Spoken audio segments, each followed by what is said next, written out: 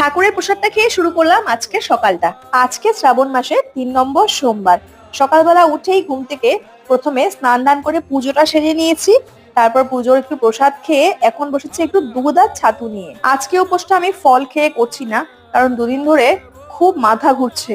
তাই ভাবছি আজকে একটু রুটি খাবো আর সাথে বাঁধাকপি তরকারি করব ওই সেন্ধা নামক বা হিমালয়ান পিঙ্ক সল্ট দিয়ে। শুনলাম যে উপোস করলে নাকি ওই হিমালয়ান পিঙ্ক সল্টটা খাওয়া যায়। তাই কালই বিকেল বেলা গিয়ে এই হিমালয়ান পিঙ্ক সল্টটা নিয়ে এসেছিলাম। আমি আগে এটাকে কোনো দিনও দেখিনি।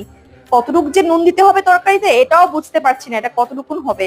বাট ফাইনালি রেডি হয়ে গেল আমার খাওয়া। আর হ্যাঁ, আজকে রুটির মধ্যে এক গাদা বাটার নিয়েছিলাম। আজকে খুব ইচ্ছে করছিল একটু বাটার রুটি খাই। তারপর বিকেল বেলা ঠাকুরকে পুজো দিয়ে ঠাকুরের সামনে একটি ঘিয়ের প্রদীপ জ্বালিয়ে সন্ধে দিয়ে সকলের ভালো হোক এই মনোকামনা নিয়ে ঠাকুরকে পুজো দিলাম। সো কমেন্টে সবাই লিখে যাও ওম নমঃ শিবায়।